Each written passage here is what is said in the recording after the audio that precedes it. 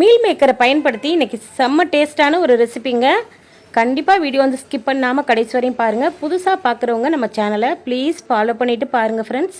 வாங்க ஃப்ரெண்ட்ஸ், இது எப்படி பண்ணுறதுன்னு பார்க்கலாம். இந்த மீல் மேக்கரை வந்து நல்லா சுடுதண்ணியில் ஒரு 5 நிமிஷம் போல் வேக விட்டுருங்க. வெந்ததை நல்லா தண்ணியெல்லாம் ஆறுனதுக்கப்புறம் இந்த மாதிரி இறுக்கி கையில் வச்சு நல்லா பிழிஞ்சிட்டு வேற ஒரு பாத்திரத்துக்கு மாற்றிக்கோங்க. மாற்றினதுக்கப்புறம் இதில் வந்து 2 முட்டை உடச்சி ஊற்றிக்கலாம். 2 முட்டை உடச்சி ஊற்றிட்டு இதில் வந்து 1 டீஸ்பூன் அளவுக்கு வந்து மிளகாய்த்தூள் வந்து சேர்த்துக்கலாம். உங்கள் காரத்துக்கு ஏற்ற மாதிரி 1 டீஸ்பூன் 1.5 டீஸ்பூன் கூட சேர்த்துக்கோங்க.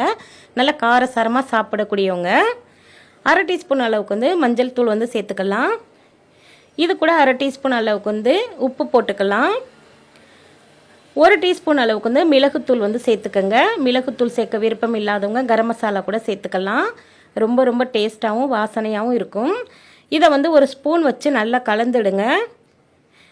முட்டை கூட இந்த மசாலாவும் இந்த மீல் மேக்கரும் நல்லா கலந்து விடுங்க. இது போல் நல்லா கலந்துட்டு இதை வந்து ஒரு 10 நிமிஷத்துக்கு ஊற விடுங்க. அந்த மீல் மேக்கரில் மசாலாவெல்லாம் நல்லா ஒட்டி பிடிச்சிக்கிட்டு சாப்பிட்றதுக்கு நல்லா காரசாரமாக நல்லா டேஸ்ட்டாக இருக்கும். இது போல் நல்லா கலந்து விட்டுருங்க.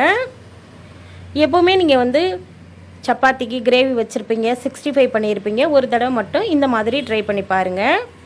இப்போ ஒரு கடாயை எடுத்து வச்சுக்கோங்க. அதில் வந்து 1 டேபிள் ஸ்பூன் அளவுக்கு வந்து எண்ணெய் ஊற்றிக்கலாம். எண்ணெய் நல்லா சூடானதுக்கப்புறம் 10 நிமிஷத்துக்கு ஊற விட்ட இந்த மீல் மேக்கரை வந்து அப்படியே டைரெக்டாக வந்து சேர்த்துக்கோங்க. சேர்த்ததுக்கப்புறம் நல்லா ஹையில் வச்சுக்கிட்டே நல்லா கரண்டி வச்சு நல்லா கிண்டி கிண்டி விடுங்க. அதில் சேர்த்துருக்கக்கூடிய முட்டை வந்து நல்லா சுருண்டு நல்லா வதங்கட்டும். முட்டை சேர்த்து செய்யும்போது நல்ல ஒரு டேஸ்ட்டாக இருக்கும். குழந்தைங்கள்லாம் ஸ்நாக்ஸ் கேட்டால் இந்த பக்குவத்தில் கூட செஞ்சு கொடுங்க.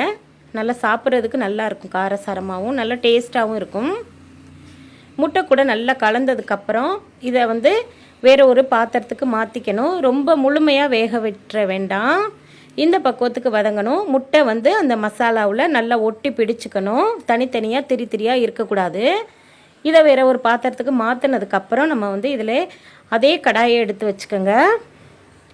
அதே கடாயில் மறுபடியும் 1 டீஸ்பூன் அளவுக்கு வந்து எண்ணெய் சேர்த்துட்டு கொஞ்சமாக சீரகம், அதுக்கப்புறம் சோம்பு போட்டுக்கலாம். நல்லா பொரிஞ்சதுக்கப்புறம் ஒரு கொத்து கருவேப்பிலை போட்டுக்கோங்க. இது நல்லா பொரியட்டும். இந்த மாதிரி நல்லா வதக்கி விட்டதுக்கப்புறம் இதில் வந்து வெங்காயம் சேர்த்துக்கலாம். ஒரு கைப்பிடி அளவுக்கு வந்து சின்ன வெங்காயத்தை உரிச்சிட்டு நறுக்கி சேர்த்துருக்கேன். பெரிய வெங்காயமாக இருந்துச்சுன்னா ஒரு வெங்காயம் சேர்த்துக்கோங்க. பொடியாக நறுக்கிட்டு சேர்த்துக்கோங்க. இது வந்து முழுமையாக வதங்க வேண்டாம். ஒரு கண்ணாடி பக்குவத்துக்கு வதங்கினா போதும். இதில் வந்து ஒரு தக்காளி பழமும் இது கூடவே ஒரே ஒரு பச்சை மிளகாய் சேர்த்துருக்கேன். சேர்த்துட்டு இது வந்து மசிய வதங்க வேண்டாம், லைட்டாக வதங்கினா போதும். இது கூட இந்த மசாலாவுக்கு ஏற்ற மாதிரி 1/2 டீஸ்பூன் அளவுக்கு வந்து உப்பு போட்டுக்கலாம். உப்பு போட்டுட்டு நல்லா வதக்கி விடுங்க. வதக்கி விட்டதுக்கப்புறம் ஆல்ரெடி நம்ம வந்து முட்டை போட்டு கிண்டி வச்சுருக்கோம் இல்லையா மீல் மேக்கரு, அதை வந்து இந்த மசாலாவில் வந்து சேர்க்கணும். மசாலா பாருங்கள், இந்த பக்குவத்துக்கு வதக்கினா போதும். இதை மறுபடியும் நம்ம நல்லா வதக்கி விட்டுற வேண்டியதான்.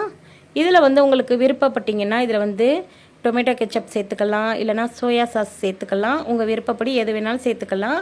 ஆனால் இதெல்லாம் சேர்த்து உடம்புக்கு எடுத்துக்கிற வேண்டாம். இந்த மாதிரி நம்ம வந்து செஞ்சு சாப்பிடும்போது தான் நல்ல டேஸ்ட்டும் இருக்கும், நமக்கு உடம்புக்கும் ரொம்ப நல்லதுங்க. அவ்வளோதான். இந்த மசாலா கூட இதை வந்து நல்லா கிண்டி விட்டுருங்க. சுருள நல்லா கிண்டி விட்டுருங்க. கிண்டி விட்டுட்டு எடுத்து சாப்பிட்டு பாருங்கள், செம்ம டேஸ்ட்டாக இருக்கும். சாம்பார் வச்சிங்கன்னா இது கூட தொட்டு சாப்பிட்லாம். ரசம், தயிர் சாதம், புளி சாதம் எல்லாத்துக்குமே நல்ல ஒரு பொருத்தமாக இருக்கும். இந்த பக்குவத்தில் நீங்களும் செஞ்சு சாப்பிட்டு பார்த்துட்டு எப்படி இருக்குன்னு சொல்லுங்கள். வீடியோ பிடிச்சிருந்தா லைக்